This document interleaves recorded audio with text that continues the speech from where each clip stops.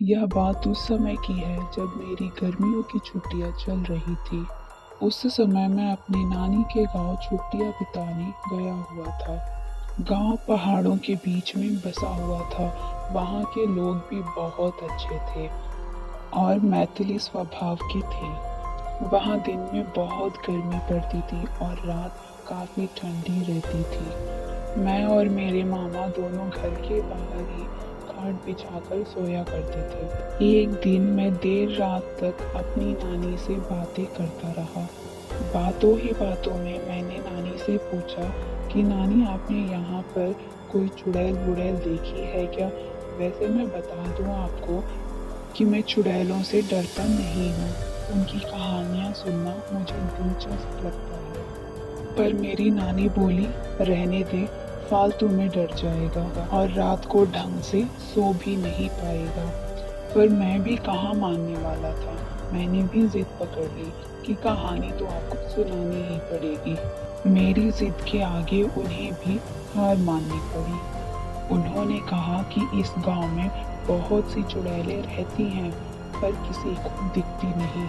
मैं बीच में ही बोल पड़ा कि जब किसी को दिखती नहीं तो ये कैसे बोल सकते हैं कि इस गांव में चुड़ैलें रहती हैं। नानी बोल पड़ी कि हाँ, किसी ने उन्हें देखा तो नहीं है, पर उन्हें महसूस जरूर किया हुआ है। मैंने नानी से पूछा, क्या आपने उन्हें देखा या महसूस किया हुआ है?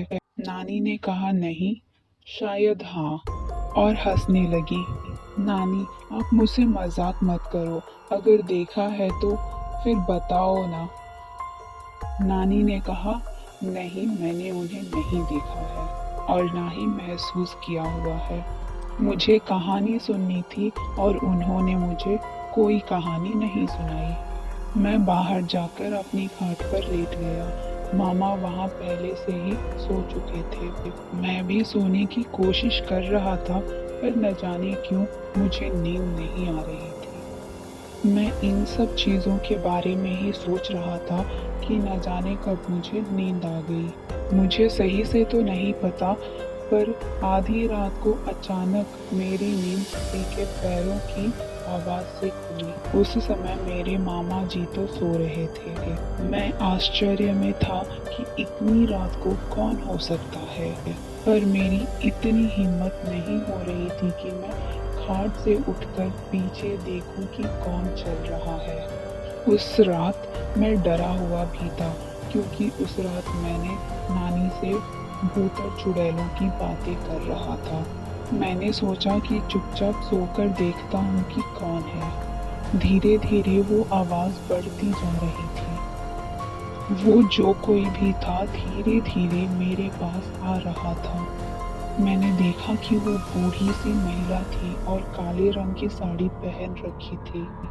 वो झुककर चल रही थी। वह मुझसे अब आगे निकल गई थी और एक जगह जाकर रुक गई। मैं अब भी उसे ही देख रहा था और सोच रहा था कि वो क्यों रुकी है। कि तभी वह पीछे मुड़ी और वो जहाँ रुकी थी वहाँ हल्की सी रोशनी पड़ रही थी। मैंने उसका चेहरा देखा और सच कहूँ तो मैं उसका चेहरा देखकर डर गया। उसकी नाक लंबी थी और उसके चेहरे पर अजीब सी डरावनी हंसी थी। उसकी आंखें ऐसी लग रही थी जैसे वो मुझे ही देख रही थी। मैंने अपनी आंखें बंद कर ली और चुपचाप मैं ऐसे दिखाने लगा जैसे मुझे कुछ नहीं पता हो। थोड़ी देर बाद मेरे कानों में एक आवाज आई, हा हा हा। तुझे क्या लगा कि मुझे नहीं पता कि तू मुझे देख रहा है? मैं अचानक से नींद से उठा और सुबह होने में अभी भी कुछ समय बाकी था।